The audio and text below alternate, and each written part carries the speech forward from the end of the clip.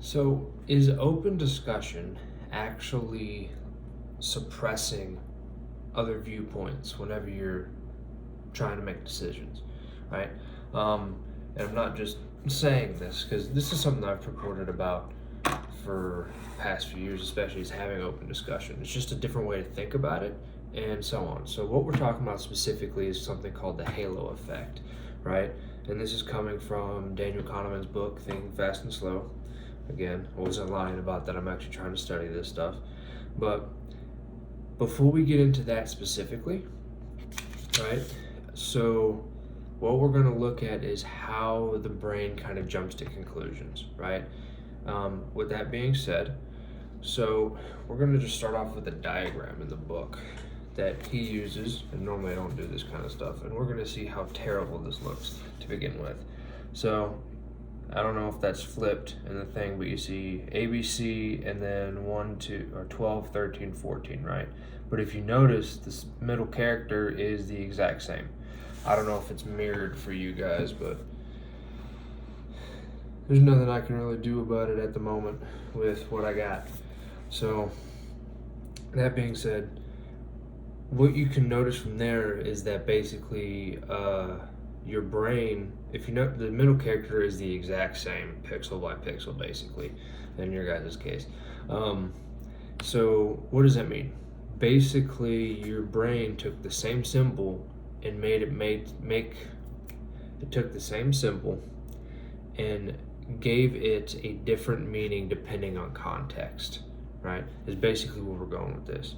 So that being said, as Daniel Kahneman says, directly kind of following that diagram, is in the absence of an explicit context, system one generated a likely context of its own, right? So your brain made it make sense and made it make sense with the context it was given, right? Before I go on too much further, I said system one. He divides the brain into system one and system two.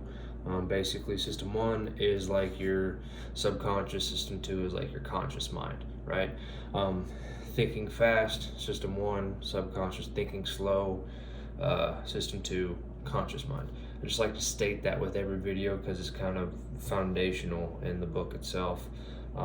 Everything else on those distinctions I'll refer to previous videos in the playlist for this book, just because can't to give the same 10-minute spiel for every video. Anyways, to continue on, he quotes someone called Daniel Gilbert, a psychologist, who basically says that understanding a statement must begin with an attempt to believe it. You must first know what the idea would mean if it were true. Only then can you decide whether or not you can unbelieve it. The initial attempt to believe is an automatic operation of system one, right? It's kind of subconscious, right? And he did an interesting experiment with this, right? Basically, they gave some participants some little statements that made no sense, right? There was no context really, and then directly after that they showed a single word for like a second, something like that, a very short amount of time, followed after a few seconds by a single word, either true or false. And basically they divided people into two categories. One, that's all they did, right? They had the sentence, the word, that was whatever. The other category, those people also had to hold a series of digits in their memory as they were doing this. And basically what they found was, if you've watched some of the previous videos in this series, I guess, basically the holding the digits in memory, it takes conscious effort, right? And so the disruption to system two, your conscious, right, had a selective effect. So it made it more difficult for people to unbelieve the false sentences. They basically just assumed them to be true, like from their system one. Like Daniel Gilbert said, you basically assume it's true, more or less, and then you have to consciously undo that, if that makes any sense. It's kind of like,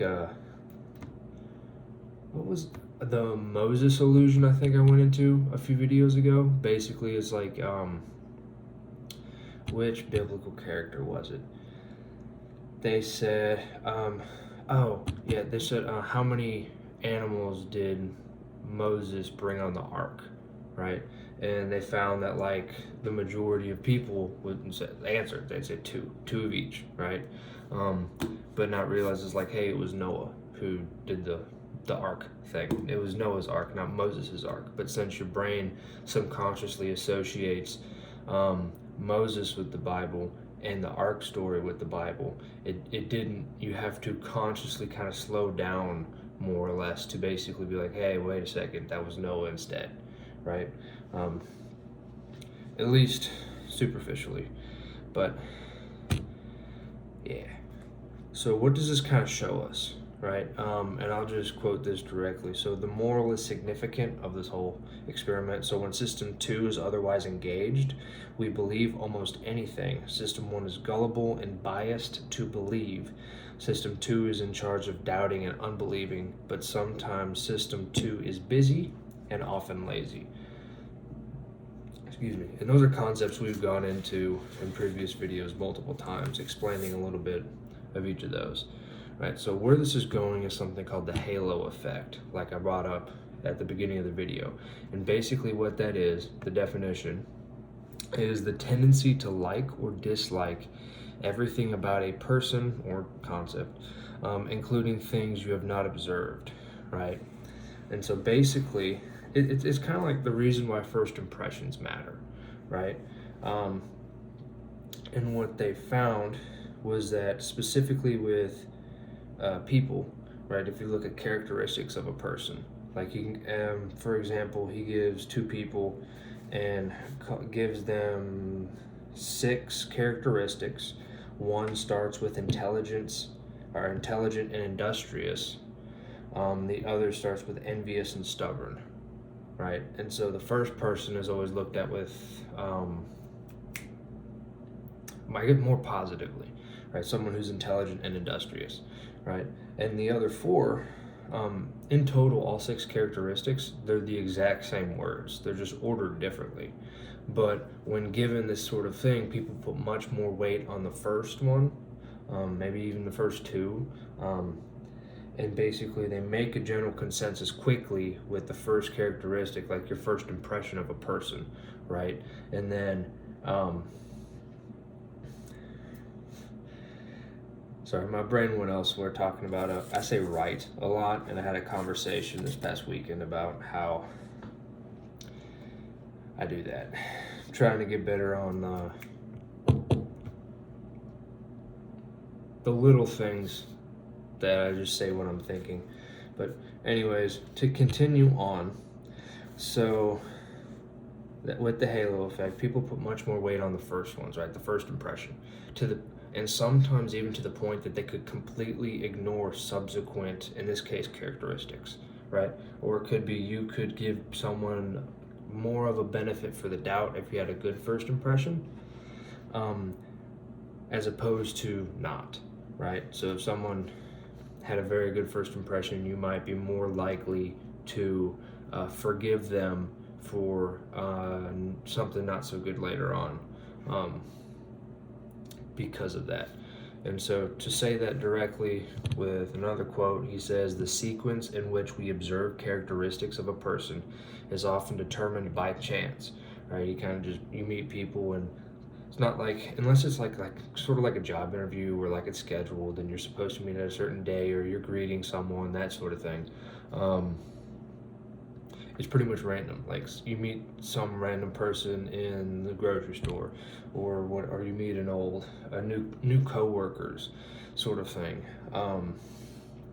They could be having, for them it's just another Wednesday or whatever, and you're a new person who came in, and so it's a different perspective, and you're going to be kind of seeing them in their normal operating stuff. So the characteristics of them that you see is more by chance, right? They don't have that facade all the time, right? Obviously that's not 100% all the time, just kind of saying in general, right? So the sequence matters, however, because the halo effect increases the weight of the first impressions, sometimes to the point that subsequent info is mostly wasted, right? To where you don't even use it, right? To varying degrees. But how do you fix that, right? It's kind of where I was going with why I brought up open discussion with this sort of thing. So the best way to kind of counteract this halo effect is to make the sources of information independent, right? You make them independent from one another to derive and keep the most useful information for, especially like if you're doing like research and like those kind of sources and stuff. This is also kind of similar to decorrelating error, to where you're not making the same error consistently over time. So like he gives an example of him grading papers, to where he'd noticed like when he gave 2 questions to a student, and the first one they did really well. On the second one he'd kind of bump up their grade a little bit, and vice versa if the first one did poorly. And what he found was he would eventually just grade all of the students question 1 first, all of the students question 2 first, and these are essay type things. And he found that the answers are, the grades that he gave for the second paper were significantly different than the first ones. Basically, like he did all of the first ones, so by the time he got back to Johnny whatever, he had completely forgotten how he did on the first paper, right? And so it's kind of like you do more on a question-based merit for the grades rather than kind of being swayed one way or the other. It's kind of where that's going, is what it kind of means to decorrelate error. In this case, it was kind of his own error he was introducing by grading the papers back to back, right? Kind of a little bit of bias there. If they did good on the first one, he'd give them the benefit of the doubt, the halo effect, kind of. And then if they did poorly, it was skewed the other way, right? So, how does this correlate to open discussion, right? The same thing happens. So if you have like an open floor or whatever, and people speak in a specific way, like I guess a specific order, sequence, whatever, you'll notice that if, say, like the first few give their opinions, their ideas, so on, the later ones, not all the time obviously, to varying degrees, but the other people who haven't spoken yet will start to kind of sway more in that direction, right? And so verbatim, the standard practice of open discussion gives too much weight to the opinions of those who speak early and assertively, causing the others to line up behind them, right? And so to kind of fix this, before the issue is discussed, basically write a brief summary of your position before you even start. And if you do that, you might even be able to see like how your opinion or your view changed while you were in this discussion, right? Because the human brain like really emphasizes the amount of information that's like directly in front of you, right? In this case, the ones that you were just told. Sure, I don't have any more notes. That's pretty much it. With that being said, I reference other videos and stuff a lot. I'm just gonna leave a playlist of those in the corner for you guys to find, mostly because it's getting to the point to where I can't just bring up previous information from the other videos, or the videos are gonna be like 30-40 minutes long, and I'm trying to keep these shorter, which I'm failing a little bit, but well, anyway, here is the cover of the book if you're interested in it. I always leave a link in the descriptions for those, just so they're easy to find. But with that being said, I'm going to leave this one here, and I hope to see you guys on one of those.